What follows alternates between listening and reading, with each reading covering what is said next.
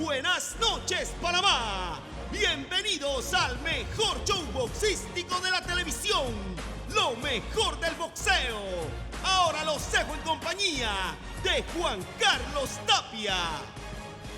Salud amigos, como siempre, la primera parte del programa son nuestros comentarios.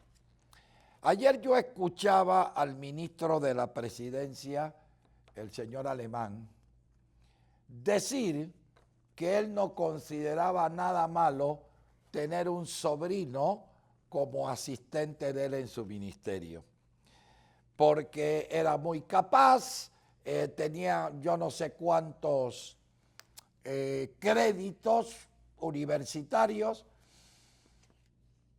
y que podía hacer mejor trabajo que cualquiera. Miren, esto es muy propio de la empresa privada. Si ustedes vienen a mi empresa, y yo entiendo al ministro Alemán, a quien no conozco, pero conozco a casi todos sus hermanos. Si ustedes vienen a mi empresa es probablemente la reina del nepotismo, si le vamos a aplicar la palabra nepotismo a la empresa privada. Porque mi empresa es una empresa familiar.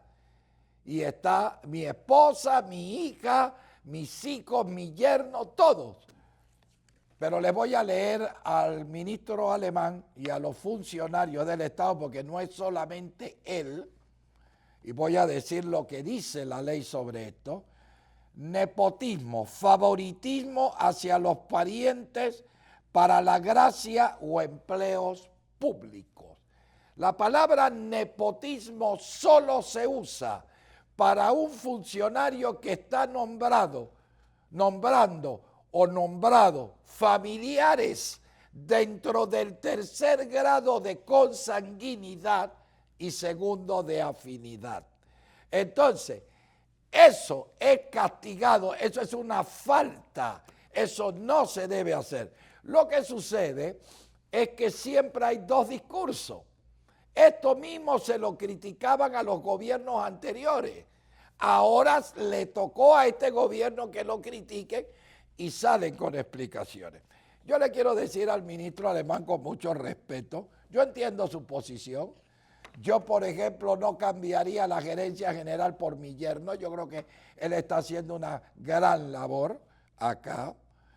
Pero cuando se acepta un cargo de la magnitud que él tiene, se tienen que sacrificar cosas. Por ejemplo, él solo está facultado para hacer lo que la ley le dice, cosa que en la empresa privada tú puedes hacer lo que quieres, solo lo que la ley te prohíbe. Entonces, entre las cosas que él tiene que cumplir es que no puede nombrar en su ministerio a familiares hasta el tercer grado de consanguinidad y segundo de afinidad. Porque si no, está cometiendo el delito de nepotismo. Y es una falta. Así es que esto es como si mañana el presidente dijera: mi hermano es lo máximo y lo voy a poner de ministro de Estado. No puede, no puede. Y aquí se dieron casos de una vez que tuvieron que renunciar dos ministros que eran parientes entre ellos, porque la ley es clara. Pero en este caso, si esto no se corrige, se está cometiendo nepotismo. Ayer me tocó por tercera vez ver al presidente de la República desde que fue electo, desde que tomó posesión. Y nos vemos porque vivimos en el mismo edificio. Y siempre nos paramos, nos saludamos y conversamos, y le dije al presidente que algunos funcionarios, y lo hago público porque yo no digo no escondo lo que digo, que algunos funcionarios estaban haciendo cosas mal hechas y estaban diciendo que recibían órdenes directas de él o de la primera dama. Entre eso, despido de discapacitados. Y me dijo que no lo va a permitir y que le diga qué institución ha hecho esto. Me dijo y me habló de la contención del gasto, porque le dije: mira, hay algunos funcionarios tuyos que están mintiendo. Yo sé que hay una orden tuya de que no se puede gastar porque el presupuesto tiene un déficit y hay que corregirlo y me parece correcto. Pero una cosa es contención de gasto y otra cosa es que un director o un ministro diga, a mí me dejaron sin un centavo. Él estuvo de acuerdo conmigo y me dijo, sí, Juan Carlos, hay una contención de gasto y me parece muy responsable de parte de él. Porque los que tenemos memoria, acuérdense que el límite del déficit presupuestario hasta hace algunos años era 2%. Por una ley o por una aprobación se subió al 3%. Creo que en este momento está por el 3.5%. Y es muy responsable de parte del presidente que haga la contención del gasto. Lo que sí me dijo, lo que se contrató en buena ley se tiene que pagar. Eso es importante que lo sepa. Yo voy a hacer una pausa y voy a continuar con este mismo tema después del siguiente cambio. Enseguida continuamos con los comentarios políticos de Juan Carlos Tapia. Habíamos quedado en que hay una orden de contención del gasto. Por ejemplo, en este semestre prácticamente va a haber cero publicidad. Y repito, me parece responsable la medida del actual gobierno. Pero lo que yo veo contradictorio es que si por un lado hay contención de gastos, ¿cuál es la razón de aumentar los subsidios? Porque eso va precisamente contra el aumento del déficit. Y pongo esto, me parece totalmente contradictorio, a menos que como son campañas de promesa del presidente, las quiera realizar inmediatamente cuando asimismo, como has hecho contención de gastos, puedes posponer los aumentos de los subsidios. Es que el subsidio tiene que darse cuando el país está en la capacidad de darlo. No es dar subsidio por darlo. Y les pongo un ejemplo. 120 a los 70 cuesta al Estado 122 millones de dólares. Eso es lo que cuesta. Se acaba de aprobar 120 a 65, donde sube casi 50 millones de dólares más en subsidio y se va a 170 millones de subsidios. La beca universal, que voy a hacer una pausa acá. Beca es un estímulo por un esfuerzo. Usted no le puede dar una beca a un estudiante fracasado. Creo que estamos distorsionando, y esto no es decisión de este gobierno, sino del anterior. ¿Por qué no hacen un límite o una variación de la beca? Si tu promedio es arriba de 4, tu beca es tanto. Si tu promedio es arriba de 3, tu beca es tanto. Pero si tu promedio es por debajo de 3, no tienes beca. Entonces estamos becando a gente para que no haga ningún esfuerzo y aunque esté fracasado recibe la beca. Inclusive tengo información de estudiantes que se han salido y siguen todavía cobrando la beca. Esto hay que verlo, esto hay que modificarlo. No le llamen beca. Mi empresa tiene becado, y lo digo como un ejemplo sano, pero todos los bimestres o trimestres tienen que traer las calificaciones. ¿Y cuál es la condición? El primer nota por debajo de 3, pierdes la beca. Y yo no he cancelado casi ninguna beca, pero si yo digo no importa que fracase, la gente toma el camino del menor esfuerzo. Entonces, la beca la quieren subir de 20 a 30. La beca hoy día en $20 a los estudiantes cuesta 126 millones de dólares. Al subirla al 30 se va a 201 millones de dólares más, 75 millones más. Pero si estos fueran los únicos subsidios que tiene el Estado, pero yo les voy a leer algunos.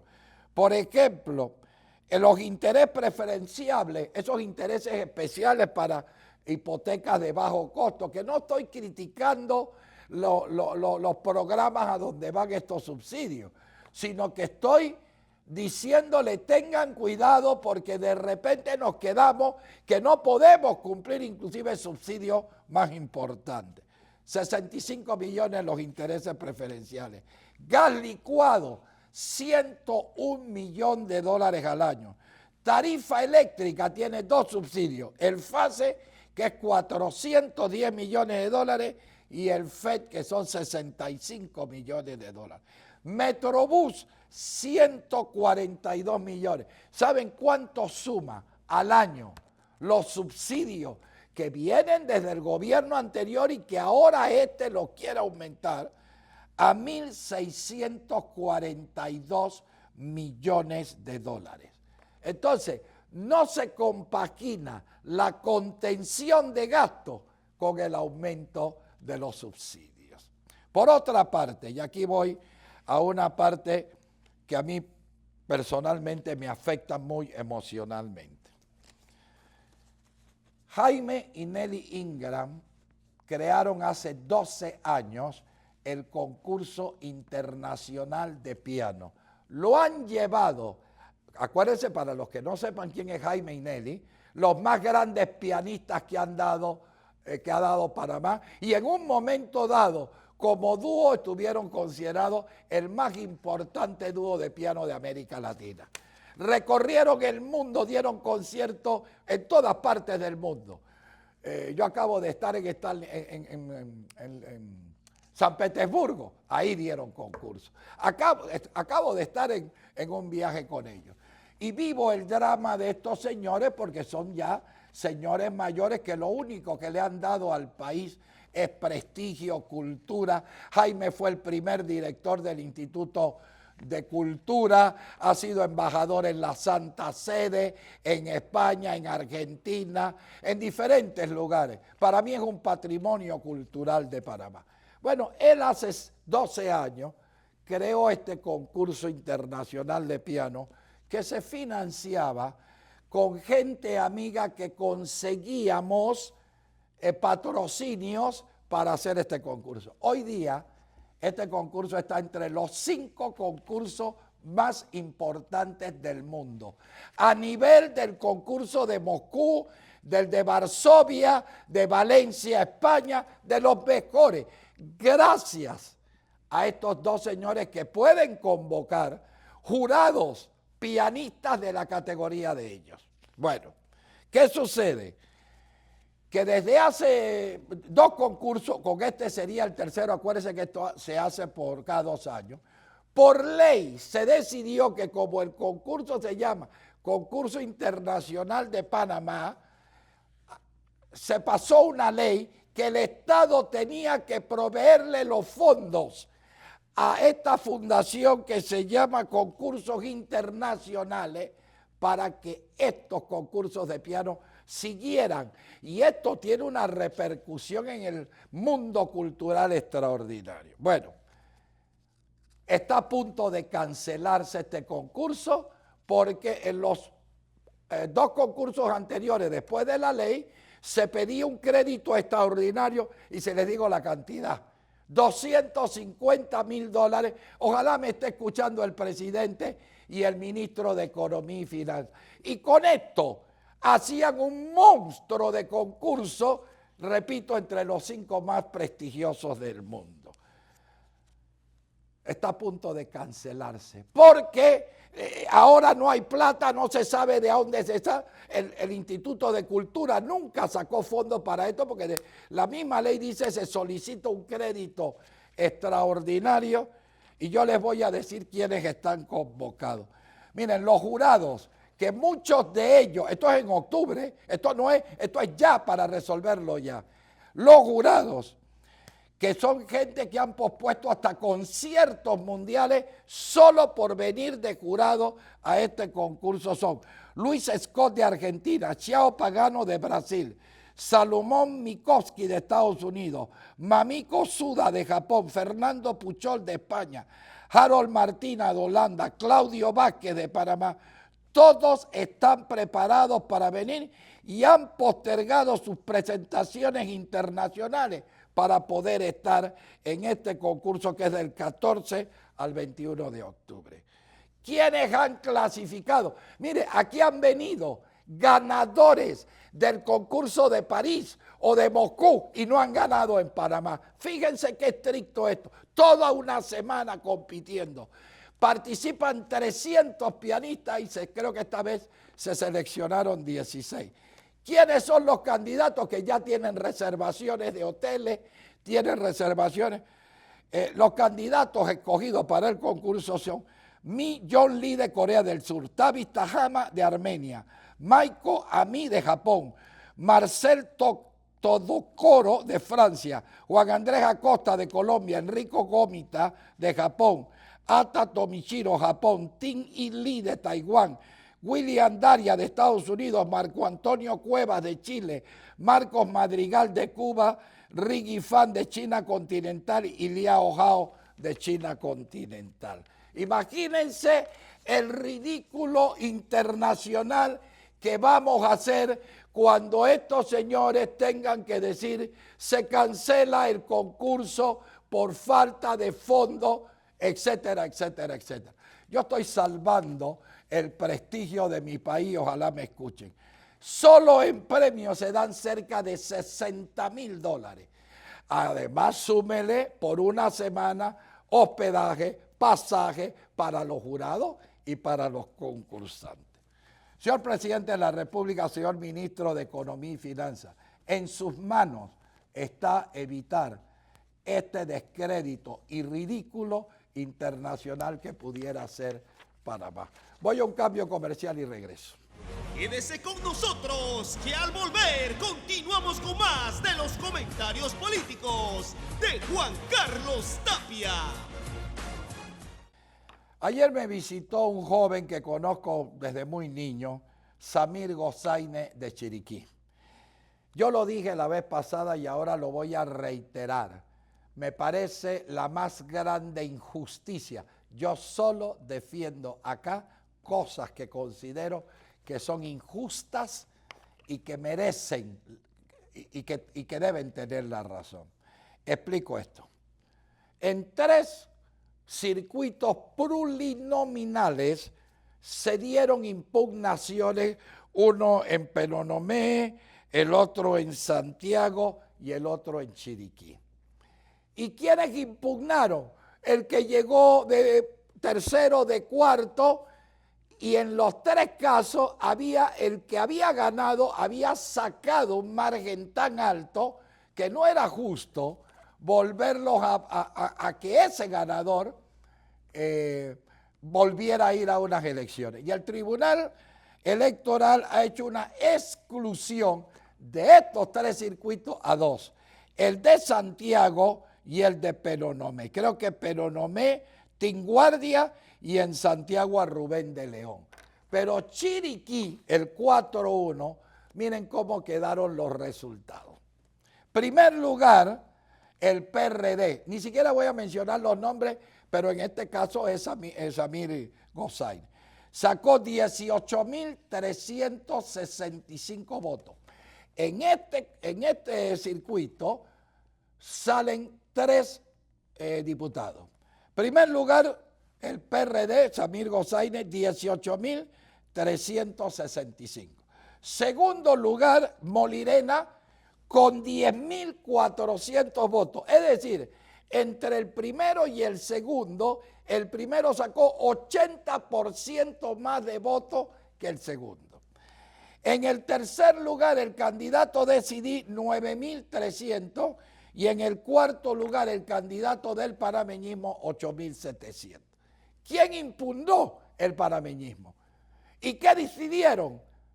Ir a elecciones. Y no han hecho la exclusión que la puede hacer el Tribunal Electoral muy fácil. Señor, si usted impugnó, el que llegó de cuarto no puede impugnar el número 1. Y voy a explicar por qué. Gozaine ni siquiera es ex legislador. Por lo tanto, no gozó de partidas circuitales. Y era oposición. Y el hombre saca entre el primero y el segundo 80% más, y entre el que impugnó y él 130% más votos. Imagínense ustedes. Entonces, ¿cómo no va a haber exclusión si este señor casi triplica al tipo que impugnó? Que el que impugnó se vaya contra el tercero y el segundo, pero que den la exclusión. A mí me parece cruel esto, porque este es un muchacho que ha ganado en muy buena lid. Y si lo dieron en otro circuito la exclusión significa de que se va a llamar a elecciones, pero este señor que ganó legítimamente tiene su curul. Entonces, en el caso del 4-1, las otras dos que vayan a elecciones, los tres que están, el que impugnó. Que quiero decirles una cosa, no es lo mismo ir a nuevas elecciones siendo oposición que ahora el panameñismo va a ir siendo gobierno. Estas son cosas delicadas, pero el caso de Gossainez me parece un acto de absoluto y total injusticia. Así es que yo le pido al Tribunal Electoral que mida bien, porque a veces las decisiones tienen que hacerse un poco con la razón, con la inteligencia, pero también con los sentimientos. Y quiero terminar con un tema que he llamado los abogados gallotes. Y ojalá que el Colegio Nacional de Abogados me preste atención. Esta es una práctica que se ha dado toda la vida en Panamá. Ahora se está reviviendo de nuevo. Son estos abogados que andan buscando cosas para declararlas inconstitucionales. Y después mandan mensajes a los afectados de que ellos lo retiran por una módica suma de dinero. Son abogados gallotes, están buscando la morrina para picarla. Y tenemos algunos identificados. Esto lo tiene que controlar. Esto se daba antes, yo no sé si en la actualidad se da, en la Corte Suprema de Justicia con los famosos décimos magistrados, que te declaraban inconstitucional, te declaraban esto, y después venía el 10º magistrado a negociar contigo, donde le pasaban X cantidad de dinero a los magistrados que decidían y resolvían el problema. ¿Cuántas veces en este programa se mencionaron hasta los nombres, los apodos de los 10º magistrados? Pareciera que esta práctica está desapareciendo. Y ojalá no me equivoque. Ojalá no me... Bueno, pero quiero advertirle a los magistrados de la Corte Suprema de Justicia que miren con lupa estas demandas de inconstitucionalidad, porque son puestas por abogados gallotes. Abogados que están buscando el pánico de la persona que le declaran propiedades o algunos bienes inconstitucionales para después coimiarlos. Así es que Colegio Nacional de Abogados, ustedes tienen la obligación de limpiar su propio gremio. Voy contigo, Antonio.